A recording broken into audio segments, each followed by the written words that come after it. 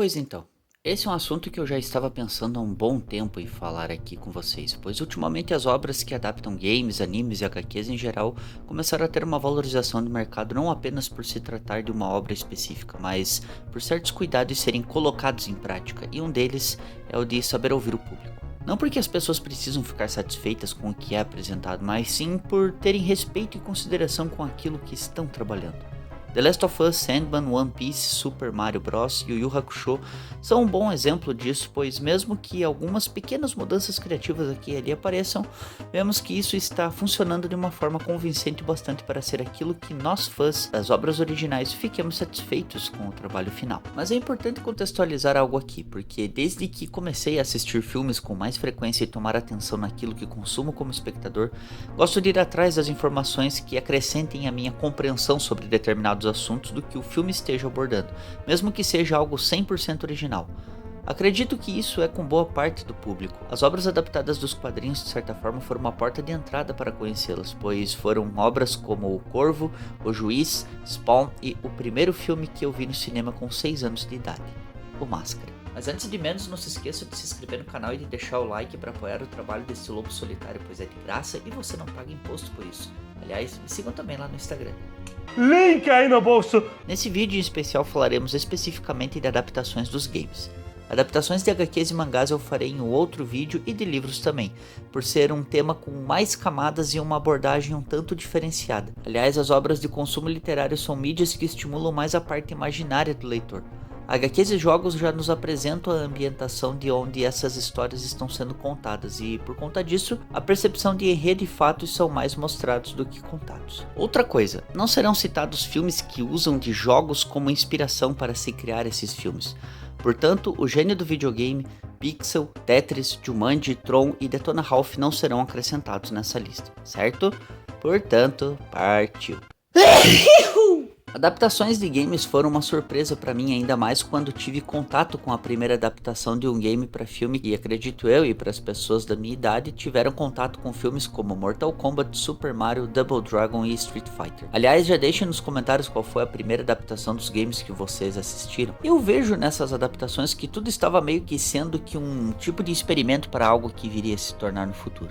Mesmo que Mortal Kombat foi um dos poucos que foi bem recebido, algum tempo depois tivemos o lançamento de obras mais conceituais e desafiadoras, pois nos deparamos com obras como Resident Evil, Tomb Raider e, avançando um pouco no tempo, tivemos Max Payne, Hitman e Silent Hill. Apesar de quase nenhum desses filmes terem me agradado, algo pior veio acontecer nesse universo com filmes que adaptaram jogos como Doom, Alone in the Dark, House of the Dead, Blood Rain, Far Cry e Em Nome do Rei. Mas agora eu te faço uma pergunta. Qual a relação desses jogos que citei com minha inconformidade? Ela tem um nome e se chama Uwe Boll, mais conhecido como o açougueiro de filmes adaptados dos games, se não o pior diretor ainda vivo. Não é exagero, quem já viu alguns desses filmes sabe muito bem do que eu estou falando. E além disso, ele pode ter sido a causa de muitas tentativas de adaptações dos games terem sido prejudicadas e não terem sido levadas a sério. Isso que eu nem citei, Postal, que também é um outro filme que é uma pó. Mas o cara conseguiu me cagar com personagens que nos conectaram muito com o universo dessas obras e infelizmente isso não tem como ser desfeito. Doom foi um jogo que me introduziu na categoria de FPS Survival Horror, por assim dizer, pois foi através dele que tive contato futuramente com jogos como Quake, Medalha de Honra, Metal Slug, Resident Evil e Dino Crisis. De certa forma podemos sim culpá-lo por todo esse seu desleixo e por infelizmente tudo o que saiu foi mais por dinheiro do que por tentativa de chamar o público gamer para o cinema, pois filmes como Tekken, Dead or Alive, The King of Fighters e Street Fighter: A Lenda de Chun-Li foram filmes que apenas saíram sem maiores divulgações indo direto para as locadoras. Não que esses filmes sejam bons, mas por não terem os cuidados de produção que mereciam e o marketing, pelo menos aqui no Brasil, foi zero. Acredito que o que foi saindo em forma de continuação e que ainda ganhou maior atenção foi o Resident Evil, tanto pelo jogo, mas também pelo carisma da atriz Milla Jovovich. Já o jogo Silent Hill, que teve uma história com poucas mudanças, conseguiu ter uma sobrevida e caiu na graça do público. Eu digo que esse é um dos melhores filmes de terror adaptado dos games que eu já vi até o momento. Mas isso tudo até a sua continuação, que Puta que pariu. Nem o Malcolm McDowell do Laranja Mecânica conseguiu salvar esse filme, que aliás ele tá completamente irrelevante aqui. E lógico que é importante se dizer que essas adaptações que tentaram dar vida ao que se trabalha nos jogos não têm ou quase nada de preocupação em trazer relevância com o que estavam querendo apresentar no universo desses jogos. Pois o nome é o que vende. Já as histórias, pra quê? Isso foi algo que deixou a galera fã desses jogos muito pistola. Apesar de que Mortal Kombat 93 e Resident Evil 2 e Terror em Silent Hill, como já citei, conseguiram ter uma leve relevância e ainda serem lembrados. E cito especificamente o segundo filme de Resident Evil bem por conta de nos ter apresentado a Jill e, claro, o boss mais famoso da franquia, Nemesis. Esse segundo filme quase que deu certo. Apesar de certas diferenças criativas quanto à origem e à narrativa da história, esse foi o único que chegou perto de ser o aceitável do que a franquia apresentou até o momento. Porque depois disso, foi literalmente uma pirofagia de horrores. Esse foi, por assim dizer, a primeira fase de tentativa de adaptações dos games, que foi entre 94 e 2010. Aliás, outro filme que também me chamou bastante a atenção e eu pensei que seria algo próximo das experiências que eu tive jogando foi Max Payne. Ainda mais a capa tendo Mark Wahlberg com 212 segurando na frente, mas na verdade o filme foi mais um efeito alucinógeno do que aquilo que a gente esperava ser trabalhado com mais seriedade que é no jogo para o filme. A mesma coisa também foi com o filme Hitman, que meio que tentaram criar uma história de origem para o personagem, mas que sinceramente, meu cara, não deu nada sobre nada. Mesmo que eu acho que ainda o Timothy Olyphant foi uma escolha assim razoável pro personagem, a culpa não é dele, e sim de toda a narrativa mal feita e da história muito mal contada. Foi mais uma tentativa de tentar enfeitar o jogo e deixar ele mais estiloso, mas na verdade não funcionou nem mesmo isso. Essa foi, por assim dizer, a primeira fase de tentativa de adaptações dos games, que foi entre 94 e 2010, pois a partir de 2014 as coisas começaram a ter uma atenção um pouquinho mais cuidadosa, mas nem tanto. Need for Speed e Hitman Agente 47 foram obras que buscaram manter essas ideias de projetos de adaptação para filmes. Porém, as coisas não deram muito certo. Hitman ganhou personalidade afetiva, o que não combina nada com um assassino de aluguel e menos ainda com o personagem principal do jogo.